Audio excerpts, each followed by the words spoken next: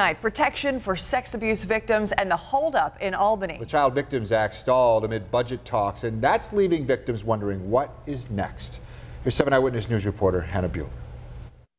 It's sad, it's troubling, it's depressing.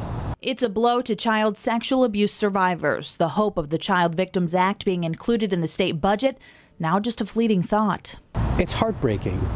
For over a decade, advocates have been trying to pass the Child Victims Act, and it has become a political issue. Did you know? After age 18, New York State only allows 5 years for most survivors of childhood sexual abuse to access justice. Tom Travers is a sexual abuse survivor. He has appeared several times on 7 Eyewitness News talking about being abused by a priest within the Catholic Diocese of Buffalo. He also appeared in this statewide video advocating for the Child Victims Act. It's about community safety for everyone. We see clearly that abusers, pedophiles, abuse again and again without remorse. The Child Victims Act is twofold. One, it would give people until age 50 to report sexual abuse they suffered as a child, largely extending the statute of limitations. Two, it would create a 1-year look-back clause. No matter how old, a person could report sexual abuse that happened in the past and file a civil lawsuit.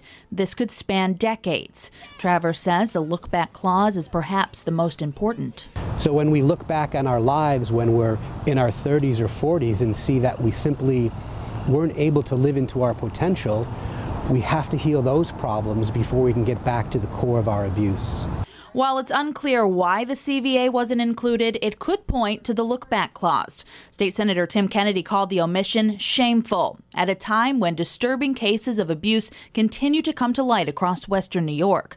Republican State Senator Patrick Gallivan said, "I certainly support doing everything necessary to prevent the sexual victimization of children and to hold those who commit these heinous acts accountable."